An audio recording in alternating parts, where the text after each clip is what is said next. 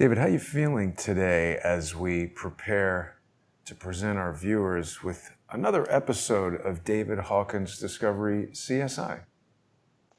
Well, I'm very excited, particularly excited about the collage, which is what I call it, that you put together, that shows that hideous, blasphemous, in my opinion, not being... Hang on.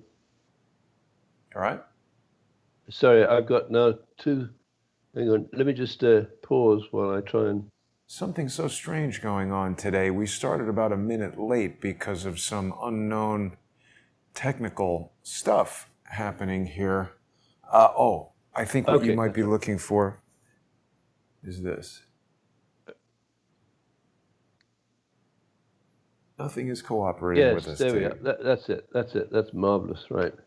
Yeah. And so that collage that you have there shows a parody, if you will. We've covered a lot about that recent times. Yes. With some of your issues, of the statue outside Broadcasting House that was carved by Eric Gill, who was a pedophile sculptor of some note. He was commissioned to make that statue, I think, in 1934. And you've added a few things in the context of what we've learned about the meaning of the Obsculta message on the book that is being held to the lower part of this lad's anatomy. And David, he's in a... Sorry to interrupt. I think it might be worthwhile for some of our viewers who perhaps aren't familiar with Eric Gill, BBC Broadcasting House, and our particular interest in those things. Why don't we just give people a brief overview of why we talk about this, who this guy was, and what the controversy is? Well, he's a very famous sculptor in that period, sort of Art Nouveau-ish, and he invented the Gill font, which apparently is a very famous font used by people who present or produce books. He was also a sculptor of some note, but he was a complete degenerate because he had sexual relations with his daughter and the family dog. Anyway, the net result of his work is you've got two what I would describe as extremely obscene and blasphemous images or sculptures outside Broadcasting House where you and I were in January. Yes. And the sculpture that we show with the book opened at the message Obsculta, right at the bottom, we were told by one of our listeners, and I don't know if I'd ever have found it or we would ever have found it, but she said Obsculta is the first word in the Benedictine Creed, which means listen and obey, which is a fairly peremptory way of controlling society, particularly for the biggest propagandist in the world. And what you've done, brilliantly, I think, is put a mask on this lad's face with the logo of TikTok, which apparently reaches a 500 million person audience and is very popular. And President Trump has said that TikTok has to sell itself, it's a Chinese conglomerate, to a legitimate American company. Now, whether Microsoft fits that bill, there'll be a number of opinions on that score, right? Certainly, as Bill Gates given his prediction or predilection for vaccinating everyone against this virus. But anyway, the Chinese communists, and presumably the Chinese military, have said they do not want TikTok to export any of its AI algorithms, which basically delineate what is a target audience for advertising.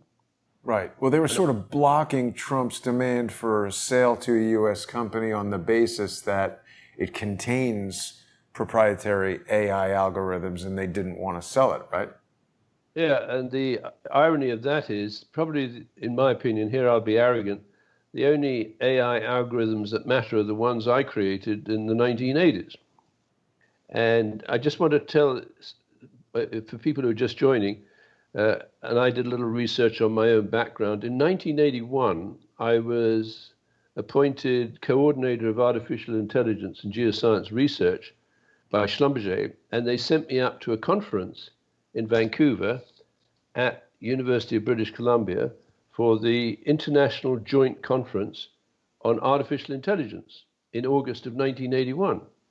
So there I was, I would say, out of the Nigerian jungle, because I'd spent 3 years in Nigeria, arriving in this research center, which had 120 PhDs, not in captivity, but as your car approached at night, sometimes the lights glowed a little brighter because of all that ferocious cerebral energy. Anyway, I joke a little.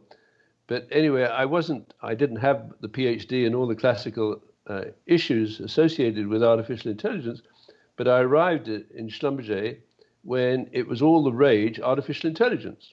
And Schlumberger had hired or employed 2 consultants, Ed Feigenbaum from Stanford University and Marvin Minsky from MIT. And you know about Marvin Minsky and the Epstein case, right? Yeah. He said it was consensual, but anyway, we'll dodge that. But anyway, I looked at these 2 guys and listened to them. I think I had lunch a few times with them. And I realized they had absolutely no idea about how geologists or log analysts interpreted logs, right? Because they were thinking always in terms of processing it through the data through a computer. Ooh, but I'd actually... Wait, sorry, David. We've just found a new picture of Marvin Minsky with Jeffrey Epstein. Looks like on a different day than the one that we've looked at many times. Do you recognize this third individual with them? No, but it looks very MIT-ish. I mean, I don't know where that was taken, right? But yes, I know that guy. I think he might have passed away now, immaterial. But when I arrived up in Vancouver at University of British Columbia for that conference, and incidentally, the initialism for the conference is IJCAI, right? Now, I think we pick up knowledge sometimes through our skin, some kind of spidey sense, because subsequently you and I have looked at CAI as the name of this private equity group that seems to have been behind the planning of the 9/11 attack. But I digress. Yeah. Let's go back to UBC. So I was probably in a group of about 500 super academic and brilliant computer scientists talking about various aspects of artificial intelligence. And the thing that worries me then and worries me now, and I wrote a paper about it, an analysis of expert thinking, is I said, do not let computers make decisions for you. Because if you program the computers with a certain value set, let's say hypothetically, you tell the computer that carbon dioxide is a pollutant and responsible for catastrophic anthropogenic global warming, then don't be surprised or upset if the computer one day kills you. Because it's going to blow up a plane, which is spewing out carbon dioxide around the planet. So backing up, I was writing just to explain that quickly for people, David, this is essentially the paradox that was depicted in the film 2001, A Space Odyssey, where an artificial intelligence is given a command that it interprets either in conflict with its programming or, it's doing it in the absence of morality and logic in the human sense, and it's just driving towards its goal, which could result in it becoming murderous. Or the extinction of humanity, right? Because it doesn't empathize with you or, the children at the residential schools or at the approved school in the UK where Jimmy Savile was abusing children in captivity and, in my opinion, grooming them for a career in pedophile entrapment and blackmail. But again, I digress.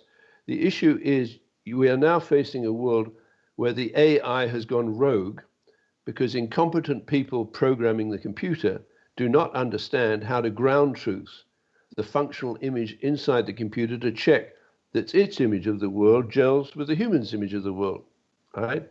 And it's always intrigued me with 9/11, and next week is the anniversary of 9/11, how most human beings, even in battle, they eventually get to a point of compassion where they stop killing their victims, allegedly or theoretically. But the Chinese communists don't. Why not? And this, if you look at communism as a general rule, it's, confiscate the property of rebels and enemies and whistleblowers, right? And everything leads to, let's say, the Rockefeller dream of a supranational government, of an intellectual elite and international bankers. And that's what we face today. That is to say, the BBC, with its listen and obey mantra, has actually helped to launch, I believe, British Columbia as the largest online, oldest continuously operated crime scene in the world, right? That I believe all of the elements for the planning of the 9/11 attack can be found in the BBC, in British Columbia. And I think it'll be a very interesting journey during this show and the second part of the show and next week when we're talking about 9/11, because I believe now I have blundered upon, I mean, I don't credit me with too much foresight, the source of the rogue artificial intelligence in British Columbia that lay behind the planning and execution of the 9/11 attack on America. So that's pretty exciting. Yeah. Well, it's interesting, David, because the title of our show today is all about this concept of, let me get the title here in front of me. Does the BBC's Obsculta command rely on a Huawei TikTok propaganda campaign? People might find that difficult to absorb or understand. We're going to be talking about it, obviously, in depth when we continue with our sponsor exclusive segment on patreon.com/reverse-CSI storyboards, subscribestar.com/reverse-CSI storyboards. Now, people can reach David on Subscribestar and, of course, Subscribestar and Patreon for Crowdsource the Truth. But, David, people are wondering how TikTok, Huawei, how do they play into this whole thing?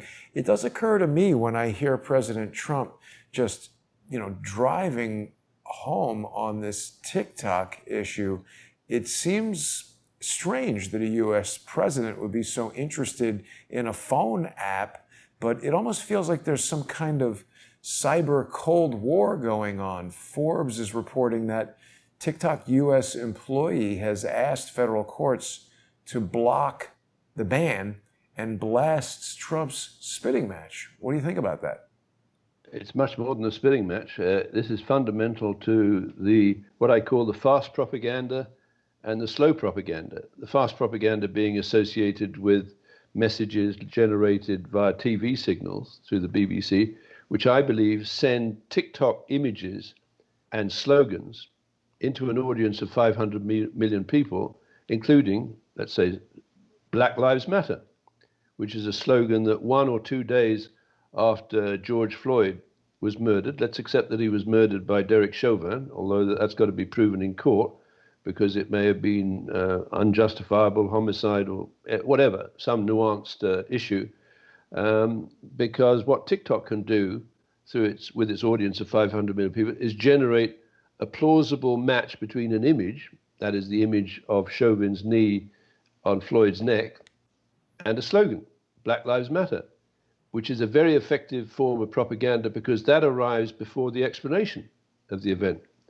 And that technique was pioneered by the British and what preceded CERCO, RCAGB 1929, during World War II, where they would drop pamphlets in target zones, spread rumors, right, and then use the higher technology stuff, including that Aspidistra transmitter, to switch into the German transmissions, just as the Germans switched it off to avoid their transmitters being used as homing beacons during the bombing raid.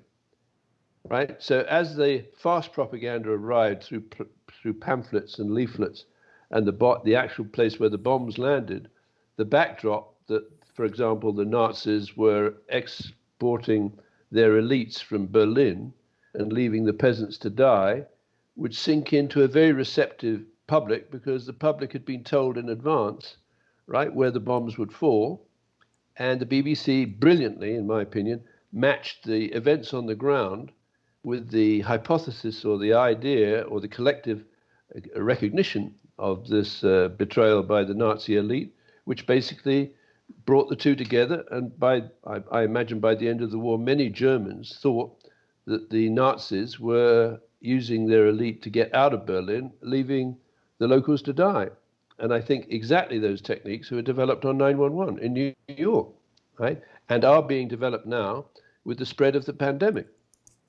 It's now through propaganda, and again, I love your collage with that mask of the TikTok mask on the sexualized, crucified boy Jesus. And I would challenge the Christians amongst us, whether I'm a Christian or not. I was raised in a Methodist boarding school, So I was taught that I adhere to those values: do unto others as you would have them do unto you. And is in as much as you do this to the least of these, my children, you do it unto me. I'm asking Christians, what do they think of this sculpture? Because that is manifestly a sexualized image of a boy Christ being crucified and serenaded by whatever those two organizations are with the wings, And the motto underneath is listen and obey. But it's interesting also, isn't it, David, that this TikTok logo on the mask has wings? Right. And there's another image that has wings that you and I have looked at, the mural in Vancouver. So What's going on here? I think there's a message going that we can send messages on the wing into the four corners of the earth, right? And depending on what that message is, as far as the audience is concerned, is the mantra, listen and obey. I don't question the idea that carbon dioxide might not cause catastrophic anthropogenic global warming, and don't question the idea that putting a mask on your face and recycling your carbon dioxide is actually going to protect your neighbor in a crowded room. Right? Yeah. When there are a number of people, let's say, myself included, that believe that this virus is actually being spread manually by contaminated and asymptomatic carriers. And maybe the public doesn't know, because it wasn't presented them either through the BBC or TikTok, that George Floyd was tested positive for COVID-19 in April of this year. And that's pretty extraordinary. Yeah, and it wasn't that widely reported, which is quite strange. There are other strange things that have been going on. We had that video of the woman in Walmart, or somewhere that looked like Walmart, who was kind of touching every computer. And mysteriously, David, the video has disappeared from my computer. I'm sure I must have accidentally deleted it. I'm very reluctant to presume that anyone would have deleted it off of my computer. Nobody else has access to this computer unless they're, I don't know. But it's interesting, David. You know, I was over by a museum here in New York City just yesterday. I meant to send you this. They had a number of instances of this exact symbol appearing at the museum. Well, and we were told by someone on the street that that was a warning, right? Well, in the vicinity of Starnet Communications, that could be a very important warning from what I believe, and I'll say it again, is that the BBC Obsculta mantra helped launch BBC as the world's largest online, continuously operating crime scene in the world. And when I say large, I mean it's 1 million square kilometers. And going back to 1863, when the first residential school in BC was set on mission, I think it was Mary's Mission School, that's 1863. And this program of people, and I don't believe all of the priests and nuns were corrupted. I think perhaps many of them intended to do good. But what they were doing is they were forcibly abducting children from some of the most remote villages dotted around British Columbia, and bringing them to these residential schools, where over a period between, I think, 1863 and 1984, when that mission school shut down, 1984 obviously being a very important year, many of these children, across Canada, they believe it was a number like 4,100, children died at the school, either of malnutrition or disease or fire, or quite possibly sexual abuse and murder. And they buried many of them. Sorry? What if they didn't die and they just said they died and they, kidnapped them? Well, that's always a hypothetical. And actually, that's very interesting that you asked that question, because after my experience up at UBC in 1981 at the International Joint Conference on Artificial Intelligence, I got very concerned that these computer scientists were swanning around developing more and more elaborate systems that they deemed to be artificially intelligent, without that faculty that humans have and that you and I continuously talk about of ground truthing. That is to say, do not let, I beg the community, if you will, do not let artificial intelligence go rogue on you and process big data into a decision. David, look what I've found here. The IJCAI, they've got this pyramid with an I in it. This is the proceedings of the 7th International Joint Conference on Artificial Intelligence, 24th to 28th of August, 1981. I was at, you see. So these clowns that crawl out from the woodwork and say David Hawkins is not qualified to engage in artificial intelligence research, most of the researchers engaged in artificial intelligence research are not qualified to do it because they're not producing systems that have a built-in ground truthing capability. Right. So if, for example, you produce a system that takes care of the odd flying characteristics of the engine of the Boeing 737 MAX 8 aircraft, as tested in a wind tunnel by Kinetic at the Royal Air Force, right, where you generate the algorithms that take care of the odd flying characteristics that are triggered by having a low-slung engine, right, that changes the takeoff mode and so on. Now, what I believe happened is that Kinetic, basically in contact with some of the corrupt designers of systems in BC, including McDonald, Detwiler and Associates, that actually won a contract from the United States Air Force in 2001 and announced it in May 2001. And it said, we have been awarded a contract by the United States Air Force for instrument approach procedures that would allow a plane to be taken off its regular en route airway through a drag and drop interface and flown through various maneuvers to line up with the final approach. And what they're telling you, and this requires Americans to pay a great deal of attention, is that in British Columbia, there was a company about which I know a great deal that had designed and built an anti-hijacking system that would allow to take a plane that had been hijacked by people in the cockpit and land it safely. And this comes back to the rogue AI, as far as the technology is concerned, there might just as well be the good guys in the cockpit and the bad guys with the drag and drop interface. And where would a logical place be to put that drag and drop interface? In building number 7 in New York, on floor 23. Well, it could be anywhere, couldn't it? Of course it could. And I believe there were multiple instances of this. But what it did, it allowed the conspirators on 911, I think based out of British Columbia, to have a drag and drop interface installed in one or more of the buildings on 911 that would allow them to take a plane off its regular en route airway, fly it through instrument approach procedures and artificial intelligence to line up for the final approach procedure that would appear to take out the north face of the North Tower and at 8:46:46, right, and the south face of the South Tower 16 minutes later, at 2 minutes after General Alexander Haig, interviewed on Fox News, had been asked, who do you think is behind this? And he says, well, I don't want to speculate. I don't have the information, which should make every normal thinking individual, well, is he about to speculate? Well, yes. He then says, we know where to look. It's either the Bin Laden or Palestinian groups. That's 2 minutes before the second impact of the second plane. Yeah. He's been caught up in a web of rogue artificial intelligence designed, manufactured, and developed in British Columbia. Over to you.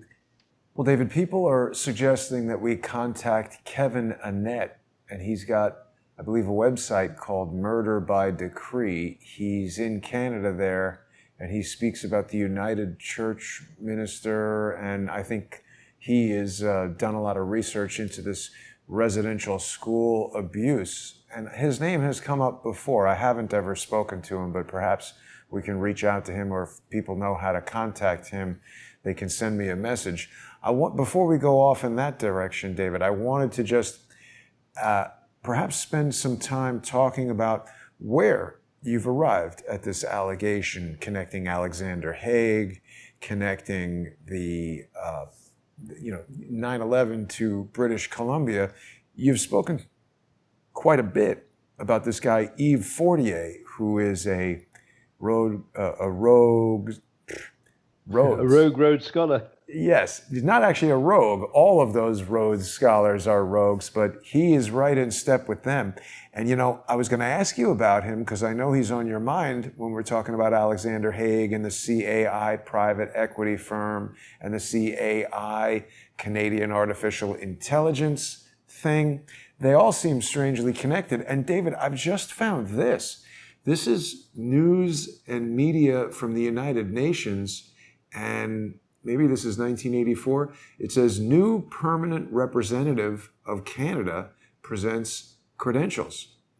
Yves Fortier, the new permanent representative of Canada to the United Nations, presented his credentials today to Secretary General Javier Perez de Cuellar on the right. Mr. Fortier has been a member of the Permanent Court of Arbitration at The Hague since 1984. In September 1987, he was appointed as chief negotiator for Canada in the Canada-France fishing rights dispute. Who knew about that? Mr. Fortier's legal career, spanning 28 years, has included a wide variety of professional activities. He was called to the bar of Quebec in 1960 and is a senior partner at the Montreal law firm Ogilvy Renault. What do you think about this, David? Well, yeah, I mean, this is very important. So again, I think we call it steganography or something, where a message is, or cryptic message is hidden in plain view. And I'm not saying that IJCAI, which I attended in 1981, but it's triggered my thoughts. Isn't that interesting that the initialism, International Joint Conference on Artificial Intelligence, identifies an outfit, or leads me to think of an outfit called the Canadian American Investment Group, that was founded in 1989, 1990, by people who were working with Salomon Brothers in building number 7, which I think is interesting. Now, the CAI Private Equity Group has 50 special investors, which are very important from the point of view of the 9/11 attack, given one of them, General Alexander Haig, right, was the former Supreme Allied Commander Europe, SACEUR, right? And he's pontificated about who he believed might be behind the attack of 9/11 as the Palestinians or bin Laden group. And what that is, I believe, is what I call the fast propaganda that's inserting the message of who is the likely suspect before any research or forensic investigation at the crime scene has been done.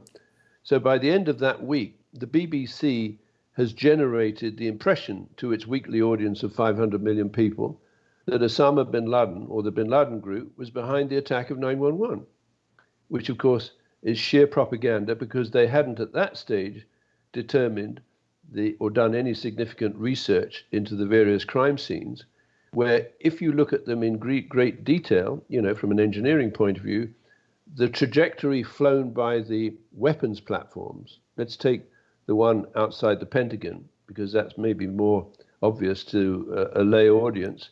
It required someone to take a weapons platform 7,000 feet above the Pentagon, take it through a descending pivoted turn of 270 degrees at 500 miles an hour, level off at 15 feet elevation, and then take out the Pentagon's US Navy Command Center, which is a prime strategic target.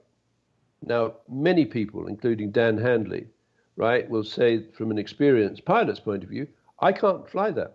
I could not fly a large Boeing passenger jet in that way.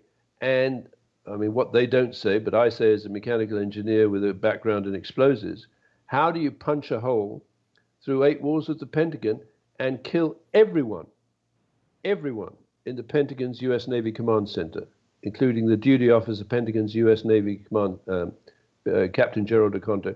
What effectively that tells me from a reverse crime scene investigation, that was a strategic target that was not taken out by a guy straddling a yak in a cave in Afghanistan, right?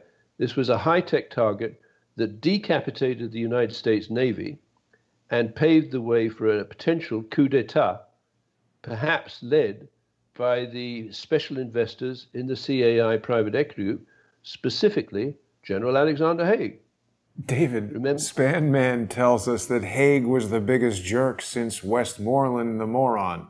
So that's some good Well, input from Span Man. well, is Spanman one of our friends or what? Yes, he is. He Okay. is the former fireman who's given us lots of information about the foam and stuff like that. But David, just back to this hole in the Pentagon. It's always been so strange to me that, it just doesn't look like the hole that a plane would make. It's certainly not consistent with the hole that was made in the World Trade Center, which I know a lot of viewers don't believe was made by a plane either. But this looks much more like the hole made by a missile. It's so strange to me that this marking here looks like the same symbol for anarchy, MDIT1. This obviously means something to some emergency crew or first responders or whatever. But MD, McDonald, Detweiler, it's interesting how those names match. The other thing is, David, you and I are not experts in private equity funds, but I happened to catch an interview. Are you familiar with this individual? Do you see this picture? No, I don't know him. This is John Kiriakou. He's a CIA whistleblower who, on ABC News, basically told the world about the Abu Ghraib torture program, which he objected to. He was then prosecuted by the CIA for revealing national security secrets and spent some time in jail. He was on a broadcast with another alleged former CIA whatever, and he said that he's starting a new job as the head of a Greek private equity firm. It seems strange that somebody would be starting some kind of investment firm right now in the midst of some of the most intense economic uncertainty maybe ever.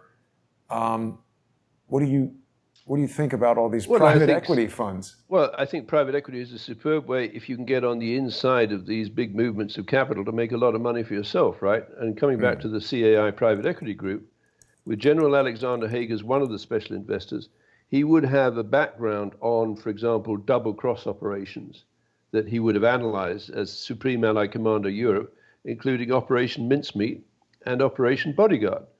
So the fact that he is a special investor together with three Nortel investors, and I'll help, so that Ralph Barford, Yves Fortier, and Red Wilson were three directors of Nortel during the period when Nortel outsourced its manufacturing and project development to the Chinese military-controlled company Huawei, starting in 1989, when Huawei began importing switchboards from Hong Kong made by Nortel and promptly started reverse engineering those systems and then producing them in China at a lower cost that undercut Nortel's manufacturing facilities.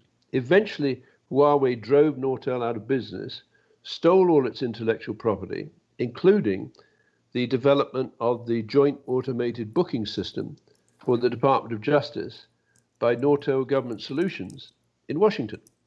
And what that allowed them to do is to track the prisoners being generated, or the prison population being generated and expanded through Bill Clinton's three strikes operation.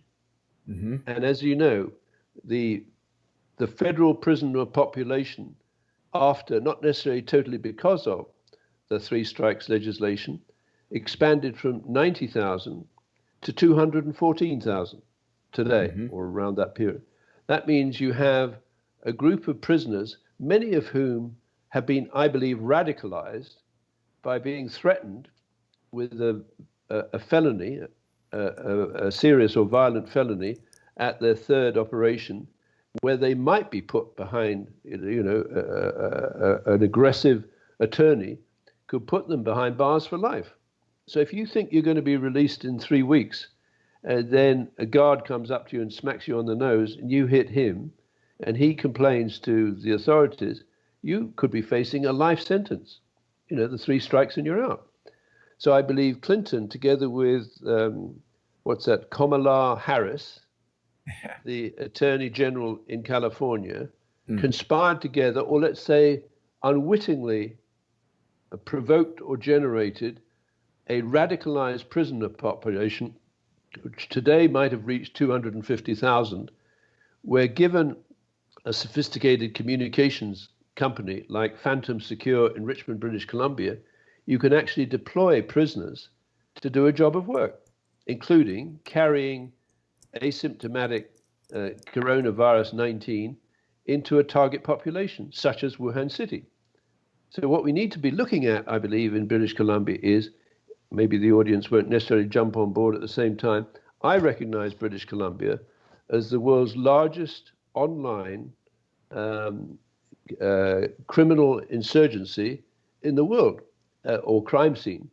And therefore, when we're looking at these major events like 9/11, we should come back into British Columbia and see, is there a community of criminals, right? Or a community of online criminals that might be deployed to spread the pandemic around the world? And lo and behold, we come to Phantom Secure. And it just stopped there, right? So just go up again. So it's Phantom Secure, up to 20,000 users. And these are elite criminals around the world, whether the yellow, black, brown, Hindu criminals or drug criminals, or is totally irrelevant. What's happened is that British Columbia has connected them up with Phantom Secure, that is modified BlackBerries. They have revenues, or this company had revenues of 80 million over 10 years, facilitated murders and drug smuggling. And look at their user email addresses. And I think you're being tagged by a guy with an odd email address. A lot of messages are being sent, right? So this is the killer, Freedom Secure, the cartel, narco, kneecapper 9, right? Well, that's what happens if you blab on these people. They maybe drill a hole through your kneecaps. So torture is second, it's the second breath of these people. So remember, you just mentioned Abu Ghraib? Yeah. Right? Look at the tortures and the humiliation of the prisoners. And there were female guards, supplied by the United States Army or whatever, leading prisoners around by the neck. They had vicious dogs to bite them. It was the ultimate humiliation.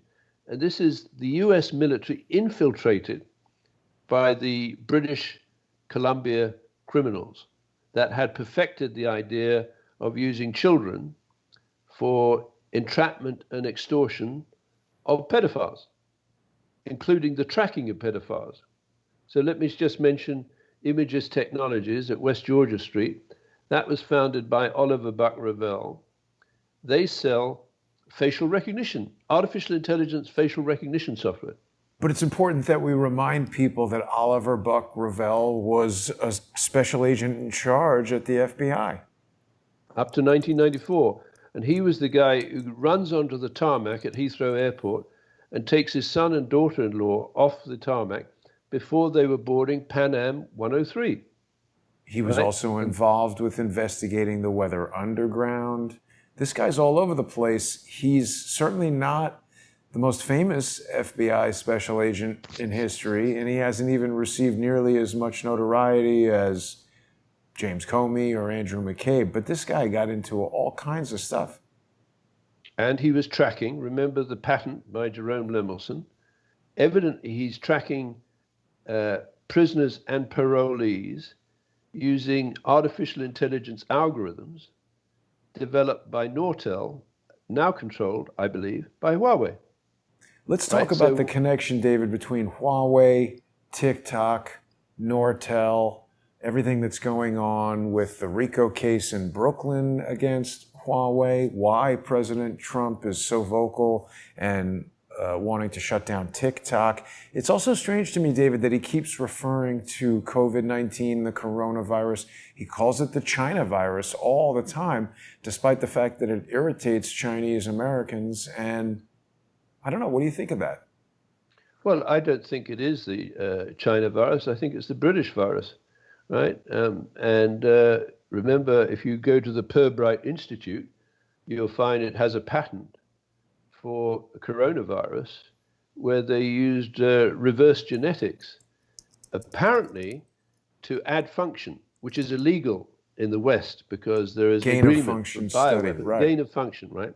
But it appears that this coronavirus has had a gain of function put in where it's less immediately obvious that someone has infected it. So it spreads more widely in the population and then catches up with particularly vulnerable communities later.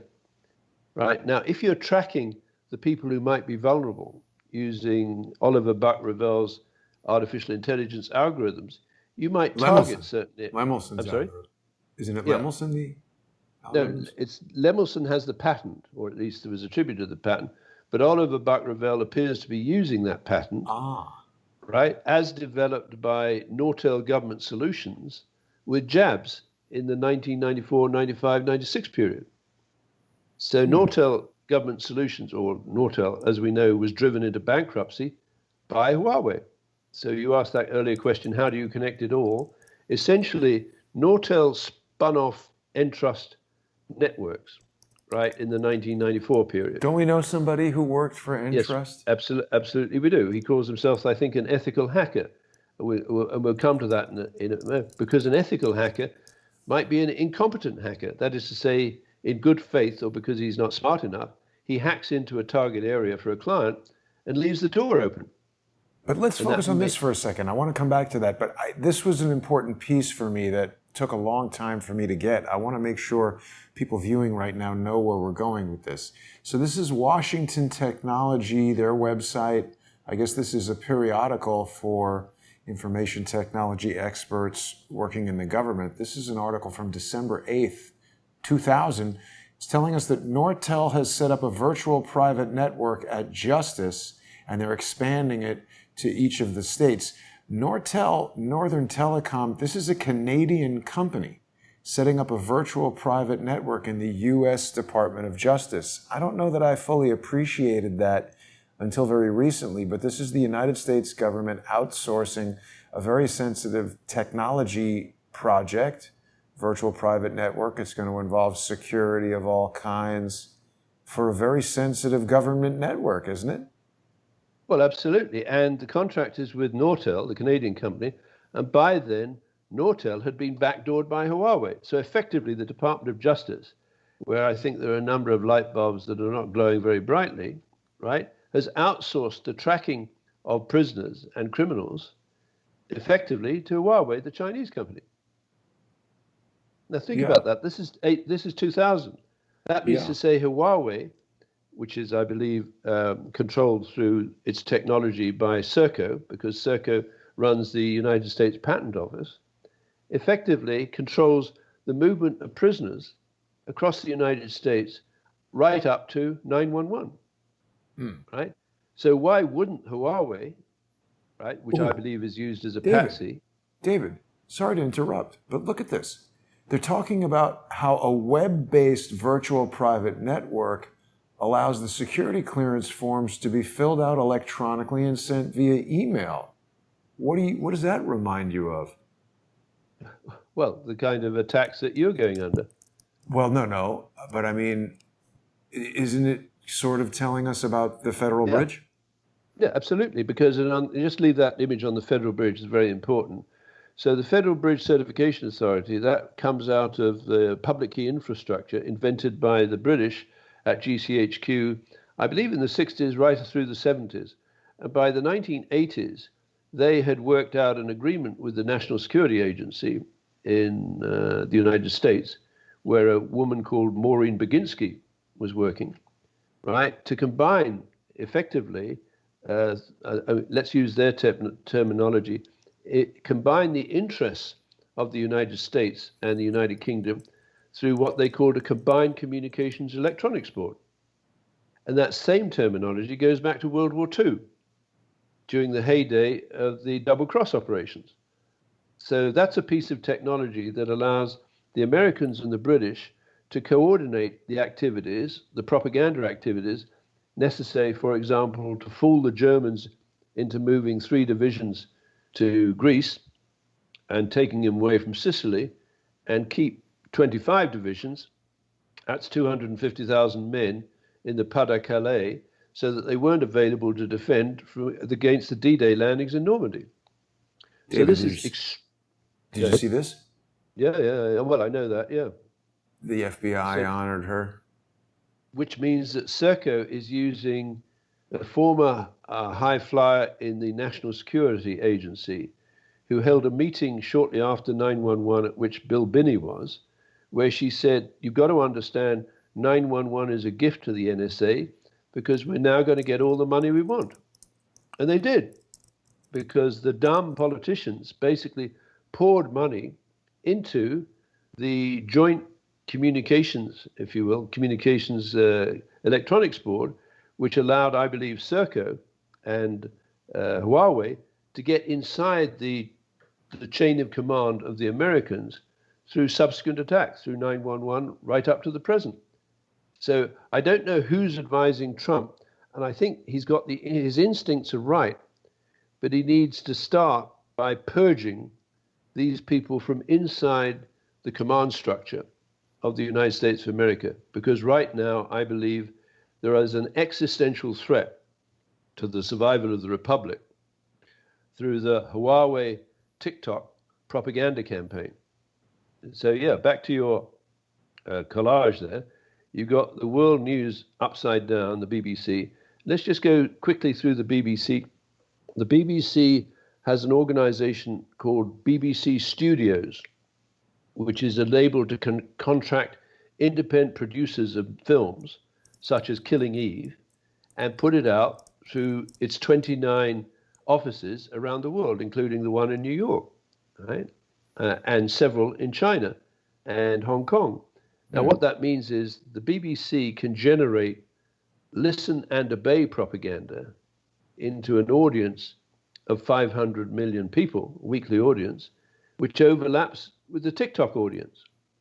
So what the intelligence agencies of the Five Eyes countries have allowed to happen or encouraged to happen is a backdoor for communist China inside the command structure of the Five Eyes Signals Intelligence Network, which leaves the Five Eyes intelligence networks vulnerable to a sequel to 9/11. And perhaps this pandemic is the sequel, because what is the effect? Yeah. It shut down the Five Eyes economies. And all you need to do is, for example, to recruit a George Floyd, who is COVID positive, as an asymptomatic carrier, together with the woman who was escorted off the premises of the National Microbiology Lab in Winnipeg with her students, a Chinese-born woman who goes back to Wuhan City knowing everything about the pathogens being developed and possibly with gain of function by the National Microbiology Lab in Winnipeg. And if people say, oh, that couldn't happen, why don't they check who the head of RCMP intelligence was during this period? And lo and behold, they will find it's Cameron Ortis, who's now in jail, right, who is a contemporary, as I understand it, at UBC with Justin Trudeau, and his roommate, who was arrested, charged, and convicted for directing an international pedophile ring over the years. David, new news in this story right here. We've got just 9 hours ago, Global News is reporting that Bob Paulson denies protecting a spy. So I would presume that means that somebody has accused him of protecting the alleged spy. This is September 4th. Well, I don't know if it's us. Oh, ad blocker detected. So let's see. We turn off the ad blocker here. See, I hate this advertiser-driven news, but here we go. So we're saying, there's a Honda ad, former RCMP Commissioner Bob Paulson said he had a friendly relationship with Cameron Ortis, an alleged mole accused of selling top-secret police intelligence. But Paulson denies he tried to protect Ortis, the former head of RCMP's Special Intelligence Unit. Paulson is the first prominent RCMP figure to respond to explosive new allegations that the senior RCMP managers failed to act on complaints and repeatedly protected Ortis. It doesn't seem like, he's just saying he didn't do it. And why did this allegation come up? There seems to be a lot of evidence that some of these top-level RCMP, just like the FBI here in the United States, they're up to no good. Well, now this comes back to my statement that I'm probably going to repeat ad nauseum, that British Columbia has become the world's largest online, right, crime scene over a period of 1863 to 1984 and the present, where the BBC mantra appears to be ruling the roost, because what the BBC has discovered with Jimmy Savile and what the residential schools in BC discovered, that you can use children as pedophile entrapment and blackmail. Hence the raid on Starnet Communications, which I believe was overseen by Bob Paulson. You know, David, we've just got a comment here that BBC stands for Boy Buggering Corporation and reminds us of the statue that we've spoken about so frequently of Prospero and Ariel here in the front. And I mean, you know, they've decorated their place with stuff they support and like. And, you know, as far as boy buggering goes, that's about as explicit as you can get with that. Isn't it essentially hidden in plain view? Well, I was going to say, isn't this essentially a bigger, longer standing, more expensive version of exactly what they're doing at Starnet Studios, making videos, buggering people, etc.? Well, hardcore adult and child pornography and online gaming in 60 countries, in BC, in Vancouver, right beside the downtown east side. You and I were there. And then in January of this year, I mean, it's an epic journey. Someone needs to film the journey that you and I made. We filmed it. People can see it on patreon.com/reverse-CSI storyboards, subscribestar.com/reverse-CSI storyboards, and Patreon and subscribestar.com/crowdsource the truth. And David, we're just about out of time right now here on our YouTube sort of lead into the show. But people who are sponsors or people who choose to become sponsors right now can join us in under 10 minutes. Oh, wait, just about 5 minutes when we begin the sponsor exclusive segment. And David, before we do go, I want to remind people, if they've been watching us for the first time, they can also visit your free website, reversecsiscripts.com, and they can follow what we're up to over there. People can also join you on Twitter at CSI Hawkins. These are all great ways to stay on top of David's daily posts and reports. And you can contact David through Twitter. We can also see his posts on Subscribestar and Patreon. David, I'll be back with you in just a few minutes here. We'll see you on the other side. Thank you, Jason. Bye now. Thanks for watching, everybody.